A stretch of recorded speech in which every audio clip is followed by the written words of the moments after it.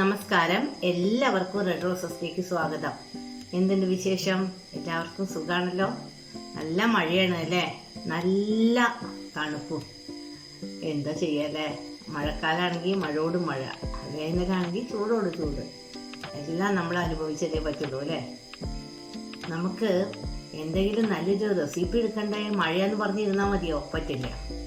നല്ല ഒരു കയ്പ്പയ്ക്കയും മുട്ടയും കൂടിയിട്ടുള്ള ഒരു തോരനാണ് ഞാൻ ഉണ്ടാക്കുന്നത്. വളരെ സിമ്പിളായിട്ടുള്ള തോരൻ. നമുക്കിപ്പോൾ മഴയും ഒക്കെ ആകുമ്പോൾ ഒരു കറി വെക്കാൻ മടി വിചാരിക്കുക. അപ്പോൾ ഇതൊരു തോരൻ ഉണ്ടായാൽ തന്നെ ഒരു ചമ്മന്തി കൂടിയായാൽ നമുക്ക് വേണമെങ്കിൽ ഊണഴിക്കാം. അങ്ങനെ കഴിക്കണവർക്ക് ഇട്ടാ കറി വേണം നിർബന്ധമുള്ളവരൊക്കെ ഉണ്ട്. അപ്പോൾ നമുക്ക് വേഗം ഒരു കയ്പ്പയ്ക്കയും മുട്ടയും കൂടിയിട്ടൊരു തോരൻ ഉണ്ടാക്കിയാലോ. കയ്പ്പയ്ക്ക വളരെ നല്ലതാണല്ലോ, എല്ലിനൊക്കെ വളരെ നല്ലതാണെന്നാണ് പറയുക. ഇപ്പോൾ ധാരാളം ഫ്രഷ് കയ്പ്പയ്ക്ക ഉണ്ടാവുന്നുണ്ട്. നല്ല എന്താ പറയുക, വെള്ള നിറത്തിലുള്ള കയ്പ്പയ്ക്ക, എന്ത് ഫ്രഷാണെന്നറിയോ. അപ്പോൾ അത് വെച്ചിട്ട് നമുക്ക് വേഗം തോരനുണ്ടാക്കാം. ഈ ഓണക്കാലത്ത് ധാരാളം കയ്പ്പയ്ക്ക ഉണ്ടാവുമല്ലോ. വേഗം അടുക്കളയിലേക്ക് പോയിട്ട് അതുണ്ടാക്കാം. ഞാൻ നല്ല ഫ്രഷ് ആയിട്ടുള്ള പാവയ്ക്ക ചെറുതായിട്ട് ഒന്ന് ക്രഷ് ചെയ്തെടുത്തിരിക്കുകയാണ്. ഒന്ന് ക്രഷ് ചെയ്യാനേ പാടുള്ളൂ കേട്ടോ, അരക്കരുതേ. അരച്ചാൽ അത് നല്ല കൊഴുപ്പാവും. അപ്പോൾ അത് ക്രഷ് ചെയ്യാനേ പാടുള്ളൂ. അതിന് കുറച്ച് കറിവേപ്പിൻ്റെ ഇല, വെളുത്തുള്ളി, മഞ്ഞൾപ്പൊടി, മുളക് പൊടി, ഓരോരുത്തരുടെ ആവശ്യത്തിനനുസരിച്ച് 2 പച്ചമുളക്, സവാള 2 സവാള വേണം, ഉപ്പ്, കുറച്ച് നാളികേരം, 2 മുട്ട, അതിൽ കുറച്ച് മഞ്ഞൾപ്പൊടിയും ഉപ്പും കൂടി ഞാൻ ബീറ്റ് ചെയ്തതാണ്. ഇനി നിങ്ങൾക്ക് മഞ്ഞൾപ്പൊടി വേണ്ട വെച്ചാൽ കുറച്ച് കുരുമുളക് പൊടി കൂടിയിട്ട് ആഡ് ചെയ്തോളൂ. അപ്പം നല്ല ടേസ്റ്റാണ് കേട്ടോ. ഇനി നമുക്ക് നല്ല ഒരു തോരൻ വയ്ക്കാം. ഒരു പാൻ ഞാൻ വെച്ചു, അത് ചൂടായി. അതിലേക്ക് നമുക്ക് കുറച്ച് കോക്കനട്ട് ഓയിൽ ഒഴിച്ചു കൊടുക്കാം. ഇത് ചൂടായതിലേക്ക് നമുക്ക് കടുക് ഇട്ട് കൊടുക്കാം. അപ്പം നമ്മളുടെ കടുകൊക്കെ കണ്ട് പൊട്ടിയിട്ടാ അതിലേക്ക് നമുക്ക് ഈ കറിവേപ്പില, വെളുത്തുള്ളി, ഈ 2 പച്ചമുളക് ചെറുതായി അരിഞ്ഞത് എല്ലാം അങ്ങോട്ട് ഇട്ട് കൊടുക്കാം. എന്നിട്ട് അതൊന്നും അങ്ങോട്ട് ഇളക്കി കൊടുക്കാം. അപ്പോൾ വെളുത്തുള്ളിയൊക്കെ നന്നായി മൂത്തു, ടേസ്റ്റൊക്കെ മാറി കിട്ടി. അതിലേക്ക് നമുക്ക് സവാള അങ്ങോട്ട് ഇട്ട് കൊടുക്കാം.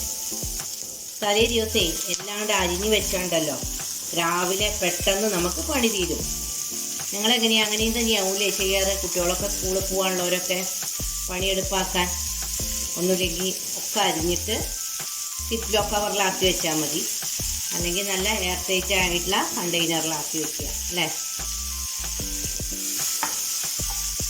നന്നായിട്ടൊന്ന് ഇളക്കി കൊടുക്കാം.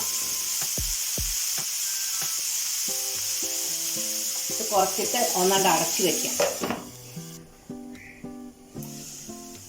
നമ്മുടെ ഉള്ളിയൊക്കെ ആവശ്യത്തിന് മൂത്തൂട്ടാ, ഇത്ര മൂപ്പേ വേണ്ടൂ.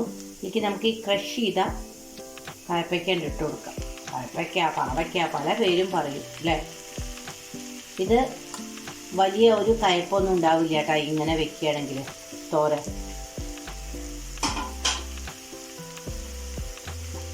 ഒന്ന് ഇളക്കി കൊടുക്കാം. നമ്മുടെ പാവയ്ക്കയില എല്ലാം കൂടി ഒന്നൊന്ന് മിക്സ് ആക്കിയിട്ടേ അതിലേക്ക് ഈ മുളക് പൊടി, ഉപ്പും മഞ്ഞൾപ്പൊടി ഇട്ട് കൊടുക്കാം. അത് 3 കൂടിയിട്ട് ഇടാം കേട്ടോ. ഇത് നന്നായിട്ടാണ്ട് മിക്സ് ചെയ്ത് കൊടുക്കാം. ടേസ്റ്റിയ കയ്പ്പയ്ക്കും ഉണ്ടാവുമല്ലോ, അത് മാറണ വരെ നമുക്കൊന്ന് ഇളക്കിയിട്ട് ഒന്ന് അടച്ച് വെച്ച് വേവിക്കാം. കുറച്ച് നമുക്ക് വെള്ളം ഒന്ന് സ്പ്രേ ചെയ്ത് കൊടുത്താൽ മതി കേട്ടോ, അല്ലാതെ ഒഴിക്കണ്ട. അപ്പം അത് നമ്മളുടെ തോരൻ കുഴഞ്ഞ് കിട്ടും. ഇത് മതി കേട്ടോ വെള്ളം. ഇനി അടച്ച് വെച്ചാൽ തന്നെ ഇരുന്ന് നല്ല വാട്ടർ വേപ്പർ ഇതിലേക്ക് ഇറങ്ങി കിട്ടും. അപ്പം നമ്മളുടെ പാവയ്ക്ക ആയില്ലേ നോക്കാട്ടോ. നല്ല ഡ്രൈ ആയില്ല കേട്ടോ. ഇങ്ങനെ ഡ്രൈ ആയാലേ നമുക്ക് ഈ തോരൻ വയ്ക്കാൻ ഒരു ടേസ്റ്റ് ഉള്ളൂ. ഇതൊന്ന് ഇങ്ങനെ അങ്ങോട്ടും ഇങ്ങോട്ടും മാറ്റിയിട്ട് നമുക്ക് ഈ ബീറ്റ് ചെയ്ത് വെച്ചാൽ മുട്ടാണ്ട് ഒഴിച്ചു കൊടുക്കാം. നമുക്ക് നന്നായിട്ട് സ്ക്രാമ്പിൾ ചെയ്യാം. സ്ക്രാമ്പിൾ ചെയ്യാൻ പിന്നെ എല്ലാവർക്കും അറിയാമല്ലോ. അപ്പോൾ നമ്മളുടെ മുട്ട കണ്ടോ, നല്ല ഡ്രൈ ആയിട്ട് സ്ക്രാമ്പിൾ ചെയ്തു കേട്ടോ. ഇങ്ങനെ തന്നെ ആവണം. എന്നാലേ ഡ്രൈ ആയിട്ട് തോരനാവുള്ളൂ. ഇനി നമുക്കിതെല്ലാം കൂടി ഒന്ന് അങ്ങോട്ട് മിക്സ് ചെയ്ത് കൊടുക്കാം. ഇതെന്തായാലും കുട്ടികൾക്ക് സ്കൂളിലേക്കൊക്കെ കൊണ്ടുപോകാൻ പറ്റിയ ഒരു തോരനാണ് കേട്ടോ. നമ്മൾ പൊതിച്ചോറൊക്കെ ഉണ്ടാക്കുമ്പോൾ ഉപയോഗിക്കാൻ പറ്റിയ തോരനാണ്. ഡ്രൈ ആണല്ലോ, നല്ല ടേസ്റ്റുമാണ്. അപ്പോൾ കായപ്പയ്ക്കയുടെ വലിയൊരു കയ്പ്പൊന്നും അറിയില്ല, തീരെ കയ്പ്പില്ല ഞാൻ പറയില്ല. കായപ്പയ്ക്കയുടെ കയ്പ്പ് ഇഷ്ടപ്പെടുന്നവരൊക്കെ ഉണ്ടാവും.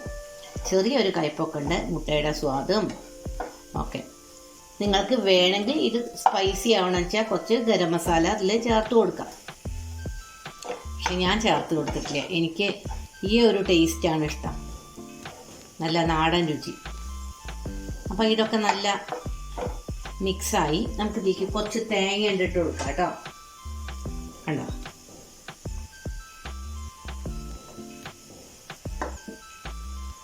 തേങ്ങ എപ്പോഴും ഞാൻ ഒരു 4 ദിവസത്തിന് ചിരകി വയ്ക്കും. അപ്പോൾ എനിക്ക് പെട്ടെന്ന് എൻ്റെ പണി കഴിഞ്ഞു കിട്ടും. നമുക്ക് ഈ തേങ്ങ ചിരകാൻ, വെളുത്തുള്ളി നന്നാക്കാൻ ഒക്കെയാണ് നേരം പോവുക. അപ്പം ഇതൊക്കെ ചെയ്ത് വെച്ചാൽ നമുക്ക് പണികൾ പെട്ടെന്ന് കുറഞ്ഞു കിട്ടും. സാമ്പാറിന് വറുത്ത് വെക്കുക, ഒരു ചട്നിപ്പൊടി ഉണ്ടാക്കി വെക്കുക. ഒരു നേരം ഇപ്പോൾ കറണ്ട് ഇല്ലാച്ചാലൊക്കെ നമുക്ക് പണി കുറഞ്ഞു കിട്ടണമെന്ന് വെച്ചാൽ കറി വെക്കണ്ടല്ലോ, ഇങ്ങനെയൊക്കെ ഉണ്ടാക്കി വെച്ചാൽ നല്ലതാണ്. അച്ചാറുണ്ടാക്കുക. ഇനിയിപ്പോൾ ഓണാവാറായില്ലേ, ഓണാവാറായാൽ നല്ല കയ്പ്പയ്ക്ക വരും, നല്ല ഫ്രഷ് കയ്പ്പയ്ക്ക അപ്പം തന്നെ വന്നു തുടങ്ങി. നല്ല നല്ല പച്ചക്കറികളൊക്കെ ഫ്രഷ് ആവും. അപ്പം നമ്മൾ കൊണ്ടാട്ടം ഉണ്ടാക്കി വെക്കുക, തൈര് മുളക് ഉണ്ടാക്കുക, അതായത് മുളക് കൊണ്ടാട്ടം ഒക്കെ ഉണ്ടാക്കി വെച്ചാൽ നമ്മൾക്കത് അടുത്ത കൊല്ലത്തേക്ക് ഉപയോഗിക്കാം. ഞാൻ അതൊക്കെ ഉണ്ടാക്കാറുണ്ട് കേട്ടോ. പിന്നെ അതൊന്നും വീഡിയോ എടുത്ത് കാണിക്കാറൊന്നുമില്ല, അതിൻ്റെ ആവശ്യമില്ലല്ലോ, ആർക്കും അതൊക്കെ അറിയാത്തത്. അപ്പോൾ നമ്മളുടെ തോരൻ ഇവിടെ റെഡി ആയി കേട്ടോ. എങ്ങനെയുണ്ട് തോരൻ?